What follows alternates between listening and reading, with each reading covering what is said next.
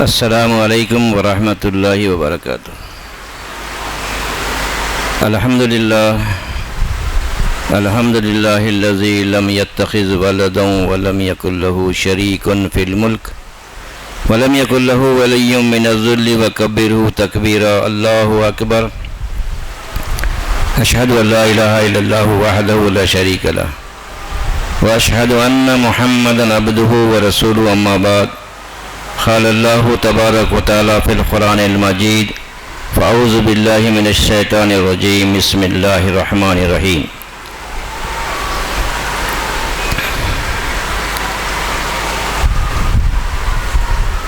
تنزیل الکتاب من اللہ العزیز الحکیم۔ انا انزلنا الیک الکتاب بالحق مصدقا انا انزلنا الیک الکتاب بالحق فاعبد اللہ مخلصا لہ الدین الا للہ الدین الخالص۔ محترم سامعین، یہ آیات سورہ زمر کی ابتدائی آیتیں ہیں، 1 اور 2 3 نمبر کی آیت ہے۔ ان آیات کے مطابق تنزیل الکتاب من اللہ العزیز الحکیم، یہ کتاب اللہ رب العالمین کی طرف سے نازل کردہ ہے، اور اللہ کون ہے؟ عزیز الحکیم ہے، یعنی اللہ رب العالمین زبردست ہے، حکمت والا ہے، اس کی طرف سے نازل کردہ کتاب ہے۔ انا انزلنا الیک الکتاب بالحق، بے شک ہم نے آپ کی طرف یہ کتاب حق کے ساتھ نازل کیے ہیں۔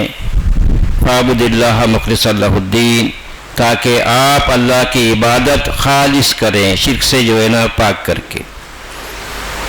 الا للہ الدین الخالص، خبردار، ہوشیار، اللہ فرماتے ہیں کہ جو ہے دین خالص اللہ کے لیے ہے۔ تو اللہ تعالیٰ یہ جو آیتیں ہمارے لیے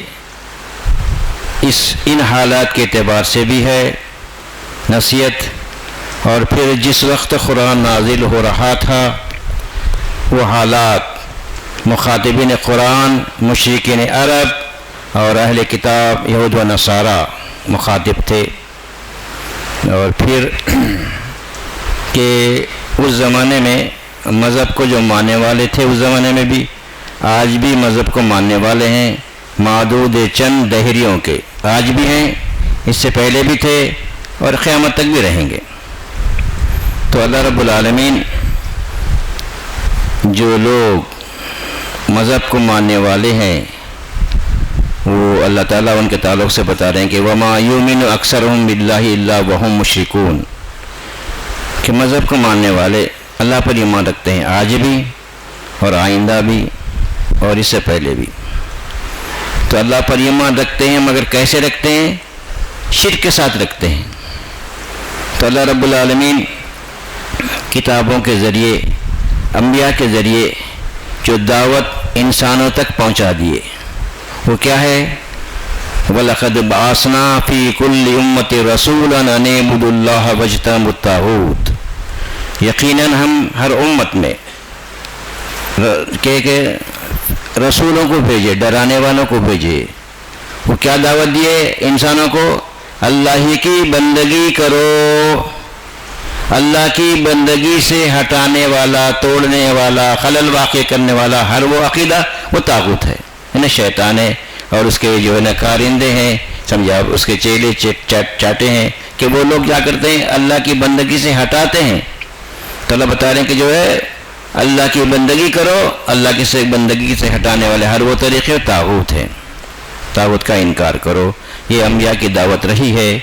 اسی دعوت کے مطابق اللہ رب العالمین رسول اللہ صلی اللہ علیہ وسلم کو جو ہدایت دے رہے ہیں، کیا دے رہے ہیں؟ تنزیل الکتاب من اللہ العزیز الحکیم، یہ کتاب اللہ رب العالمین کے طرف سے نازل کردہ کتاب ہے۔ وہ اللہ کون ہے؟ عزیز اور حکیم ہے۔ کہ دنیا میں دیکھتے ہیں ہم، حکیم جو ہوتا ہے جو مریض جو جاتا ہے حکیم کے پاس علاج کے لیے، ظاہر حکیم جو ہے نا مرض کو پہچانتا ہے اور دوا دیتا ہے، پرہیز بھی بتاتا ہے، اور جس میں حکیم کا بھی فائدہ ہے اس پر عمل کرنے سے جو ہے نا مریض کا بھی فائدہ ہے۔ لیکن اللہ فرمائے عزیز اور حکیم ہے، حکیموں کا حکیم، الحکیم ہے اللہ رب العالمین۔ تو اللہ رب العالمین کی جو تجاویز ہیں، جو احکام ہیں، ظاہر ہے کہ سراسر بندوں ہی کا فائدہ ہے۔ اللہ رب العالمین کون ہے؟ غنی اور حمید ہے، اللہ رب العالمین کوئی فائدہ نہیں ہے، اور اس میں پورا سراسر فائدہ بندوں کا ہے۔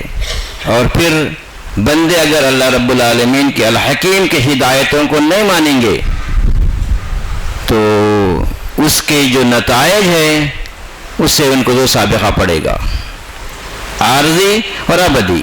عارضی کیا ہے؟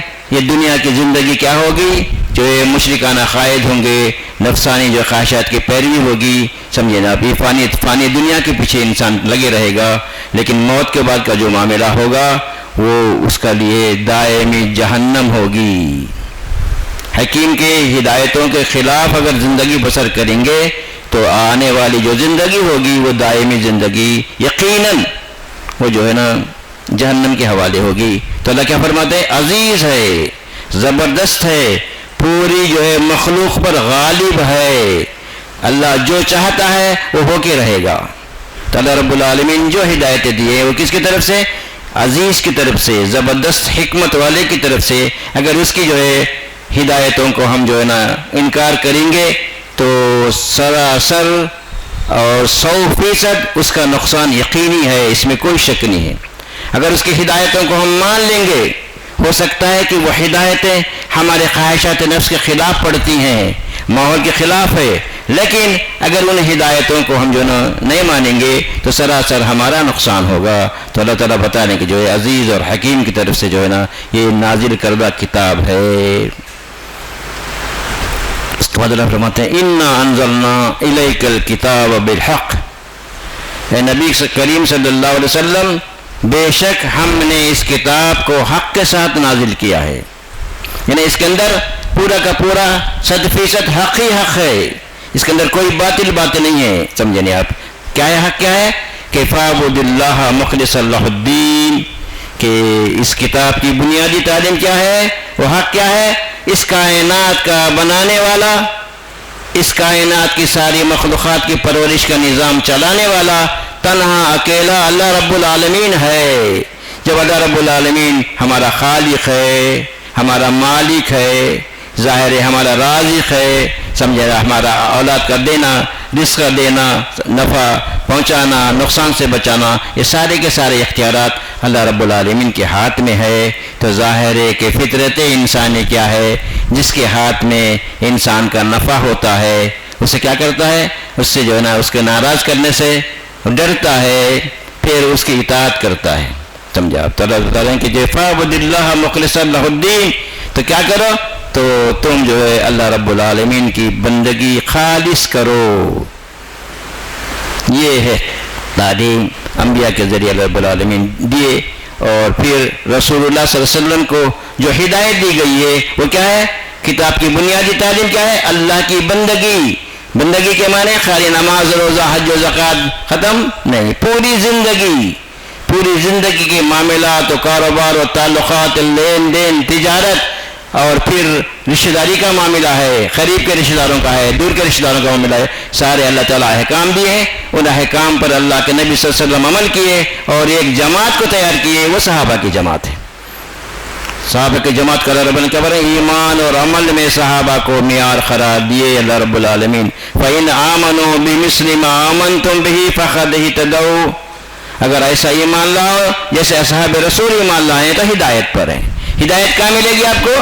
کہ ان کے نقش قدم پر چلنے سے، ان کے جو ہے عقیدہ اور پھر عمل کے تعلق سے اللہ فرماتے ہیں کہ نبی کریم صلی اللہ علیہ وسلم کے بعد، ہدایت آنے کے بعد، وَمَن يُشَاقِقِ الرَّسُولَ مِن بَعْدِ مَا تَبَيَّنَ لَهُ الْهُدَىٰ وَيَتَّبِعْ غَيْرَ سَبِيلِ الْمُؤْمِنِينَ نُوَلِّهِ مَا تَوَلَّىٰ وَنُصْلِهِ جَهَنَّمَ وَسَاءَتْ مَصِيرًا۔ یہ سورہ نساء کی 115 نمبر کی آیت ہے۔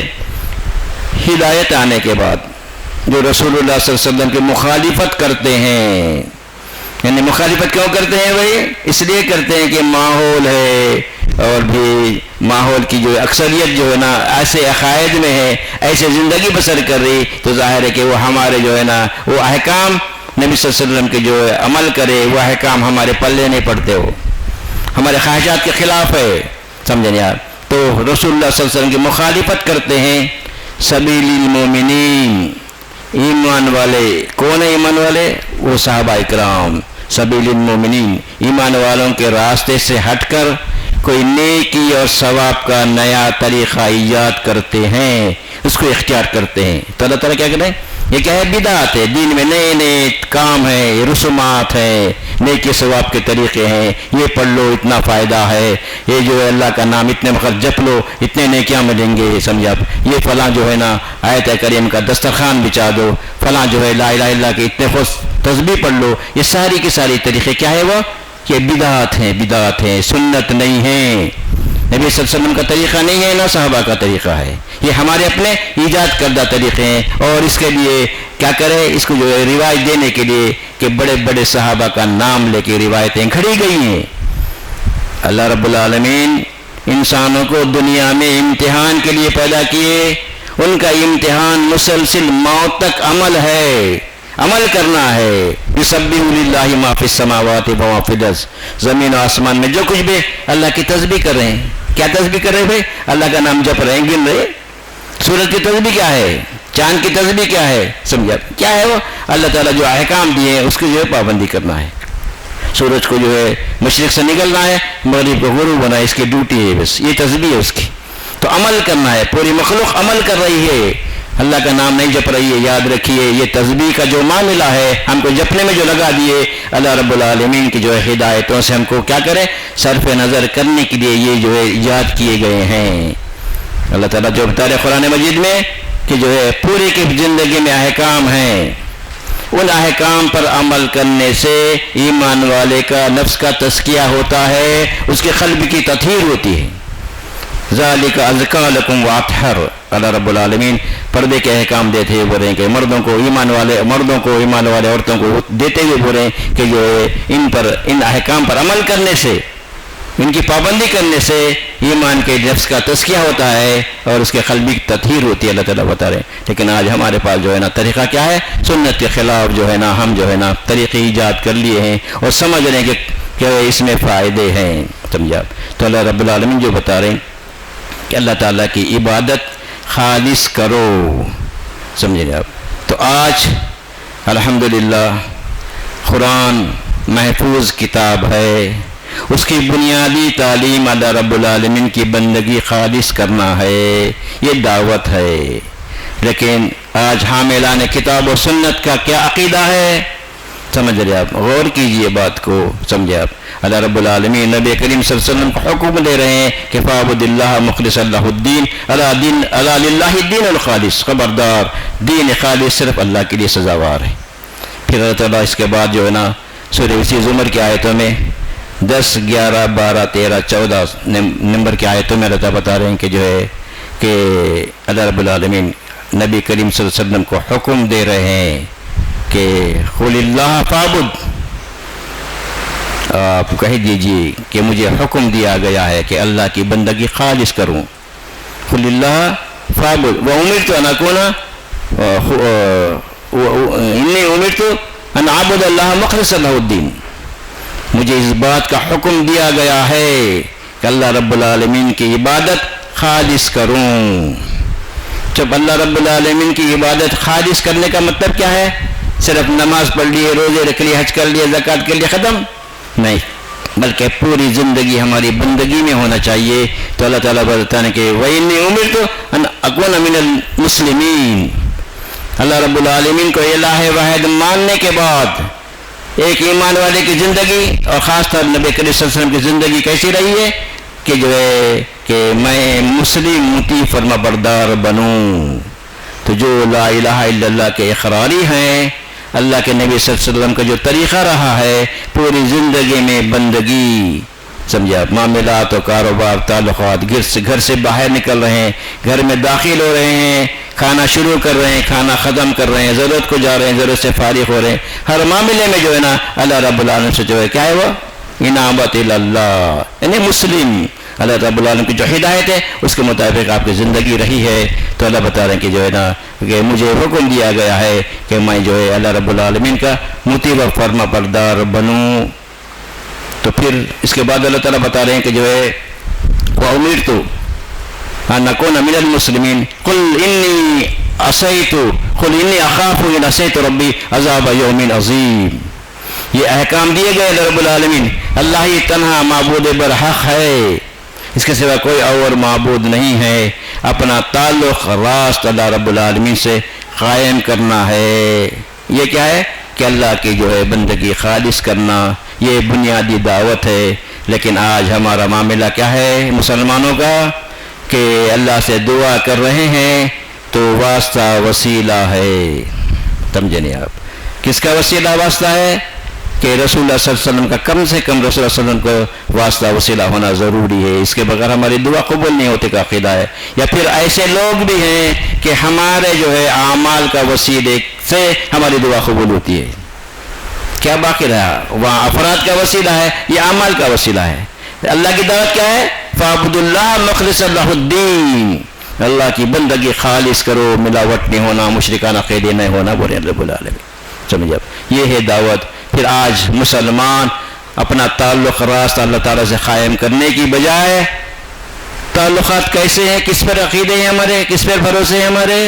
کہ ہمارے بھروسے جادو پر بھروسہ ہے، نظر پہ بھروسہ ہے، فلاں سورت پڑھنے سے، فلاں آیت پڑھنے سے سمجھے آپ ہم اور کو فائدہ ہوتا ہے. کیا ہے وہ سورہ جو ہے جمعہ کے دن کیا ہے وہ سورہ کہف پڑھ لیں گے، عذاب قبر سے محفوظ رہیں گے. سمجھے نہیں آپ؟ کیا یہ معاملہ ہے؟ کیا سورت پڑھنے سے عذاب قبر سے محفوظ رہیں گے؟ غور کیجئے بات کو، کیسے کیسی باتیں لگا دیے. پھر کیا ہے وہ جو ہے وہ سورہ واقعہ پڑھنے سے جو ہے نا رزق جو کشادگی ہو ان کا تصور ہے. کیا واقعی یہ اسباب کی دنیا میں ایسا پڑھنے سے معاملہ ہو سکتے ہیں؟ تو پھر کتنے لوگ جو ہے نا یہ پڑھنے کے باوجود ان کے اندر جو ہے وہ کیا ہے وہ کہ غربت ہے.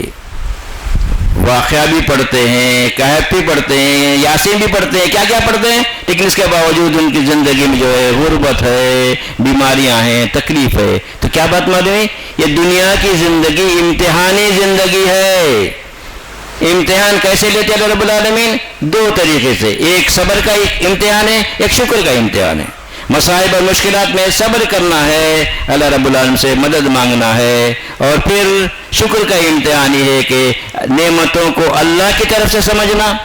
جو بھی نعمتیں، دولت ہے اور پھر جو ہے نا صحت ہے اور پھر جو ہے خوبصورتی ہے، سمجھا، یعنی جو کچھ بھی نعمتیں ہیں جو ہم کو حاصل ہیں وہ اللہ رب العالمین کی طرف سے سمجھنا. ہماری اپنی کوشش کا نتیجہ نہیں سمجھنا چاہیے. ایمان والا اپنی کوشش کرنا ضروری ہے، اسباب کی دنیا ہے، کوشش کرنا، لیکن اللہ پہ بھروسہ کرنا ہے. تو ظاہر ہے کہ یہ جو بھی نعمتیں اللہ کی طرف سے ہیں وہ اس کا شکر ادا کرنا چاہیے. شکر کیا ہے؟ بَلِلَّهِ فَاعْبُدْ وَكُن مِّنَ الشَّاكِرِينَ، بلکہ اللہ رب العالمین کی بندگی زندگی کے ہر معاملے میں اس کی اطاعت و فرما برداری ہونا اور اللہ کے شکر گزار بندے بننا ہو. شکر کب ادا ہوگا؟ جو نعمت اللہ کی طرف سے دی گئی ہے، جس مقصد کے لیے دی گئی ہے، اسی مقصد کے لیے استعمال کرنا دراصل وہ حقیقی شکر ہے. لیکن آج جو ہے نا کیا کر رہے ہیں؟ وَمَا أُوتِيتُم مِّن شَيْءٍ فَمَتَاعُ الْحَيَاةِ الدُّنْيَا وَزِينَتُهَا، جو کچھ بھی تم کو دیا گیا ہے تھوڑا اور بہت، کیوں دیا گیا ہے؟ فَمَتَاعُ الْحَيَاةِ الدُّنْيَا، دنیا کی زندگی برتنے کے لیے دیے رہے ہیں، جمع کرنے کے لیے، بینک بیلنس کرنے کے لیے، دولت مند کرنے کے لیے، پراپرٹیاں بنانے کے لیے نہیں دیے. اب ظاہر بھائی کیا اللہ منع کرے؟ سمجھے آپ؟ یہ ذہن میں بات پیدا ہوتی ہے. مگر صحابہ کی زندگی دیکھیں گے آپ تو ظاہر ہے کہ ان کے پاس برابر دولت آئی مگر دولت کو جمع نہیں کرے وہ لوگ.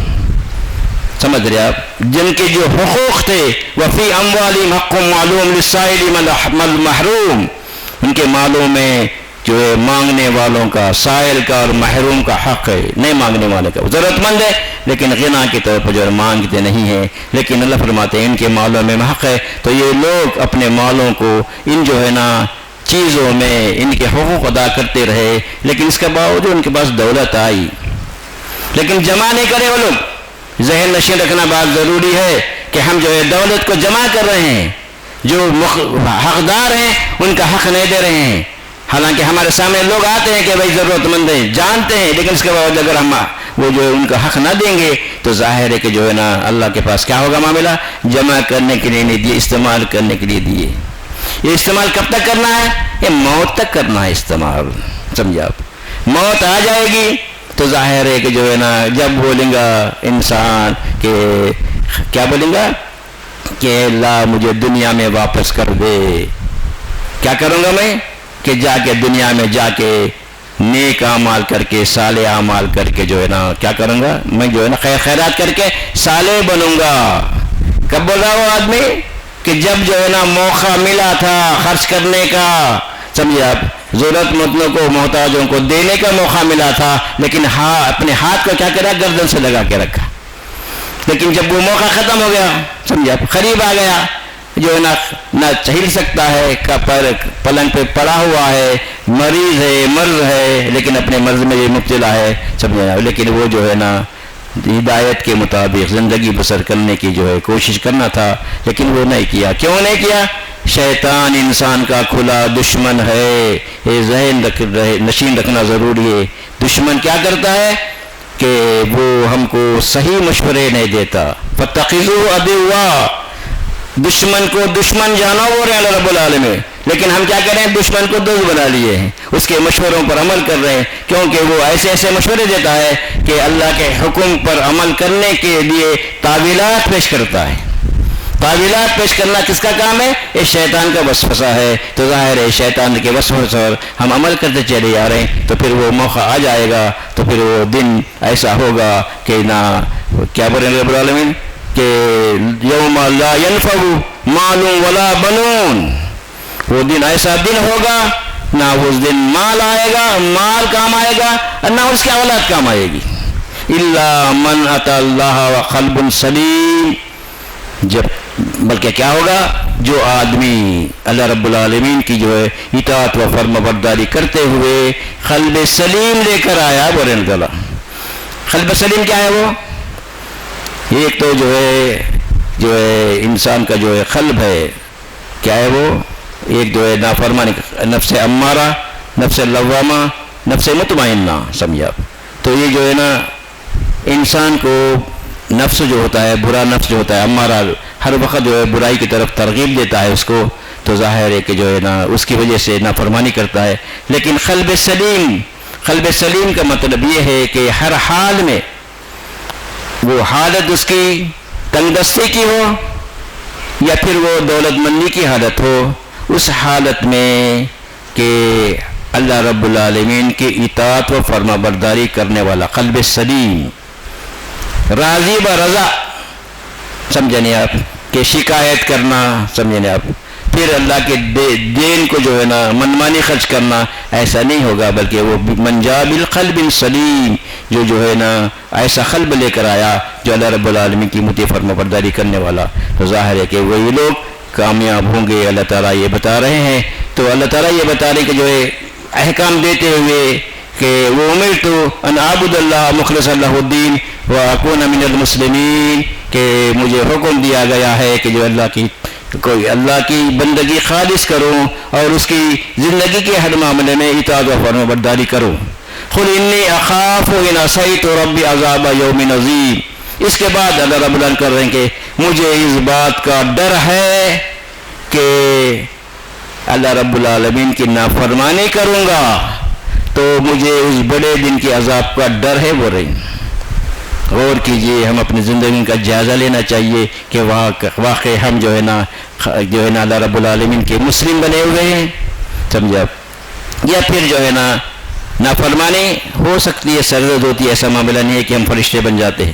نافرمانی پر ہم کو احساس ہو رہا ہے کہ گناہ کا، واقع میں گناہ کیا، نافرمانی کیا، پھر نافرمانی کی جو ہے نا کیا ہے وہ اصلاح کے لیے اللہ سے توبہ کر رہے ہیں یا پھر اطاعت کی طرف ہم پلٹ رہے ہیں یا کوئی نافرمانی کی زندگی میں جو ہے زندگی بسر ہو رہی، تو پھر ہمارا کہنا کہ کیا کہنا ہے، میں شرک نہیں کرتا، میں تعویذ نہیں بن رہا ہوں، خبروں پہ نہیں جا رہا ہوں، میں موحد ہوں.